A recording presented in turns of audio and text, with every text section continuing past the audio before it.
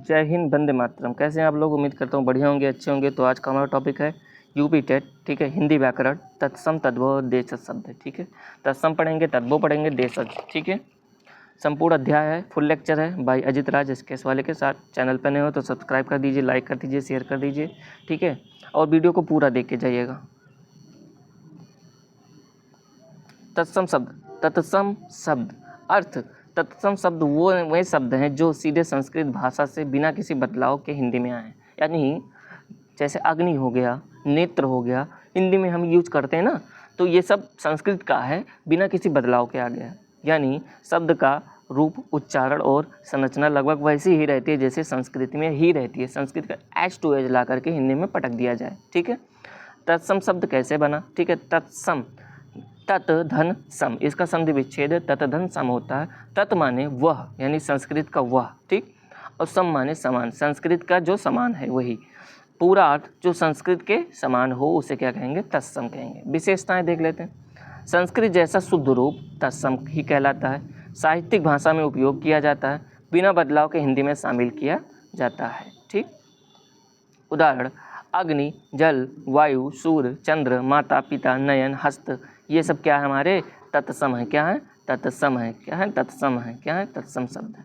समझने का तरीका: अगर शब्द पढ़कर लगे कि यह संस्कृत का ही शब्द है तो वो आपको क्या है?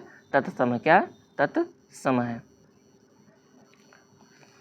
तद्भव के देख लेते हैं। तद्भव शब्द अर्थ। तद्भव शब्द वह शब्द हैं जो संस्कृत से निकले हैं, ठीक है। संस्कृत से निकले हैं लेकिन समय के साथ क्या होगा? बदलकर सरल हिंदी में आ गए हैं। संस्कृत के से तो निकला हुआ है लेकिन समय के साथ क्या हुआ? बदल गया और हिंदी, सरल हिंदी में उसे परिवर्तित किया। अब अग्नि को हम क्या कह दें? आग कह दें। क्या कह दें? आग। तद्भव शब्द कैसे बना देख लेते हैं। तद्भव, तत्धन भव, ठीक। तत् यानी वह, संस्कृत, ठीक है। भव यानी उत्पन्न हुआ, संस्कृत से ही उत्पन्न हुआ हमारा क्या है? तद्भव। अर्थात पूरा अर्थ उससे बना हुआ शब्द, संस्कृत से जो बना हुआ शब्द है। जैसे अग्नि, अग्नि, अग्नि को हम आग कहेंगे। क्या कहेंगे? उसी से बना हुआ शब्द क्या है? आग है। ये हमारा तत्सम हो जाएगा, ये हमारा तद्भव हो जाएगा। विशेषताएं: संस्कृत की उत्पत्ति, ठीक है। संस्कृत से उत्पत्ति होती है इनकी, समय के साथ रूप बदला गया है इनका, ठीक है। बोलचाल की हिंदी में उपयोग किया गया है, हिंदी में उपयोग किया गया। उदाहरण: अग्नि को ये तत्सम है और ये हमारा तद्भव है, आग है, ठीक। जल, जल को जल हमारा तत्सम है और पानी हमारा तद्भव है। हस्त हमारा तत्सम है, हाथ हमारा तद्भव है, ठीक। कर्ण हमारा तत्सम है और कान हमारा तद्भव है। चंद्र हमारा तत्सम है, चांद हमारा तद्भव है। नयन हमारा तत्सम है, आँख हमारा तद्भव है। रात्रि तत्सम, रात तद्भव। समझने का तरीका: अगर शब्द सरल हो और संस्कृत से मिलता जुलता हो लेकिन बदला हुआ लगे, संस्कृत से मिलता जुलता है और बदला हुआ लगे तो वो क्या है? तद्भव है, ठीक। नेक्स्ट है, ज़्यादा लंबा नहीं है ये, तत्सम, तद्भव, देशज है, ठीक है। मुश्किल से 5 मिनट का वीडियो। देशज शब्द, ठीक है। अर्थ: देशज शब्द वह शब्द हैं जिनकी उत्पत्ति भारत की स्थानीय बोलियों, ठीक है, ग्रामीण भाषा, भारत में स्थानीय बोली। अब तुम राजस्थान में जाओगे राजस्थानी, ठीक है। बिहार में जाओगे बिहारी,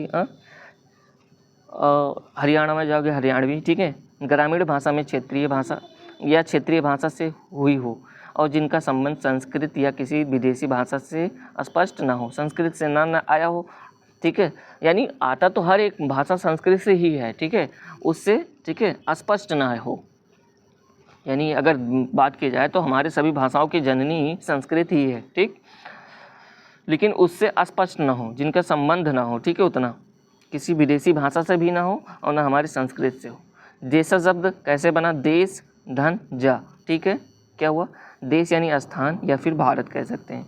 जा यानी जन्मा हुआ, यानी स्थान, जिस स्थान पे जन्मा हुआ उसी को देशज कहते हैं। पूरा अर्थ: देश में जन्मा हुआ। क्या? देश में जन्मा हुआ। विशेषताएं देख लेते हैं। लोक भाषा से उत्पन्न होती है। लोक भाषा जो हम सबकी भाषाएं हैं।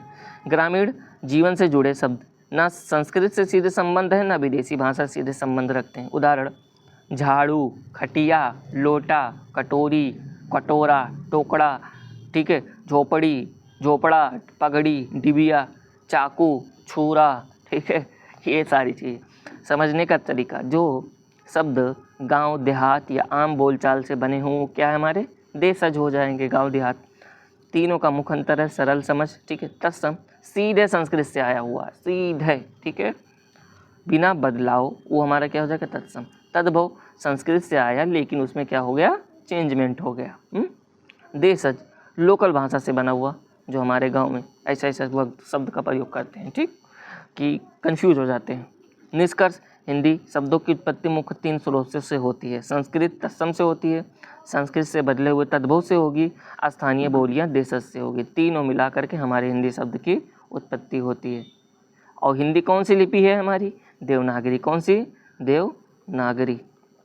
लिपि भी पूछ लेता है यूपी टेट में, हिंदी कौन सी लिपि है हमारी, देवनागरी।